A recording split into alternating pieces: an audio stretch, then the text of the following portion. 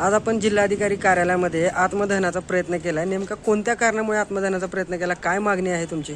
आतमध्ये जे बसलेले आहेत तहसील कार्यालयात जे आमच्यापाशी जे बॉन्ड रायटर स्टॅम्प विक्रेते म्हणून बसलेले आहेत, ते अनधिकृत रस्ते बसलेले दलाल आहेत.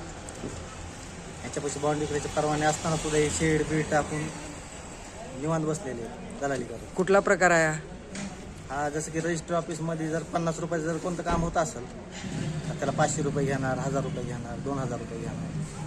ठीक आहे. कधीपासूनची मागणी आहे तुमची?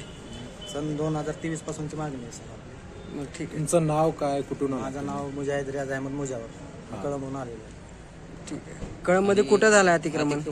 तहसीलच्या आवारात आहे, कॅम्पसमध्ये तहसीलच्या. कळमच्या तहसीलमध्ये. हां, कळमच्या तहसील. काय मुख्य मागणी काय आता तुमची? मुख्य मागणी आहे की दलाल मुक्त करावं, अतिक्रमण पूर्ण जे आहे ते समूळ नष्ट करावं त्यांनी. ठीक आहे. मग आता तुम्ही शेवटी आत्मदहनाचा प्रयत्न केला होता, आता यानंतर सुद्धा जर तुमची मागणी पूर्ण नाही झाली तर मग आपला पुढचा पर्याय काय आहे? पुढचा पर्याय तीच आहे. पुढचा पर्याय मुख्यमंत्री मंत्रालयात जाऊन आत्मदहन करेल. तर मागणी माझी पूर्ण नाही झाली.